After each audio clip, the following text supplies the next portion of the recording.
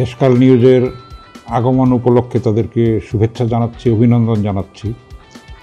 বাংলাদেশ গণমাধ্যম এখন স্বাধীনতা ভোগ করছে, যেটা আমরা বিগত স্বৈরাচারের সময়ে গত ১.৫ দশক ধরে আমরা নিষ্পেষিত ছিলাম, নিপীড়িত ছিলাম। অনেক গণমাধ্যম বন্ধ করে দেওয়া হয়েছিল। নিপীড়নের শিকার হয়েছেন প্রেশার গ্রুপের গোষ্ঠীর স্বার্থে, দলীয় ক্যাডারদের দ্বারা, সরকারের দ্বারা। তারা একটা পেটোয়া সাংবাদিক বাহিনী গড়ে তুলেছিল সরকারের বলয়ে। সেটা থেকে আমরা মুক্ত হয়েছি। মুক্ত হলেও আমাদের দায়িত্বটা অনেক বেড়েছে। আমরা যেন দায়িত্বশীলতার সঙ্গে নৈতিক কর্তব্যবোধে উদ্বুদ্ধ হয়ে যেন আমরা কাজ করে যাই এবং সাংবাদিকদের ঐক্য যেন আরও দৃঢ় হয়। তাহলেই কিন্তু আমরা সামনে যেসব চ্যালেঞ্জেস আসবে সেগুলিকে আমরা মোকাবেলা করতে পারব।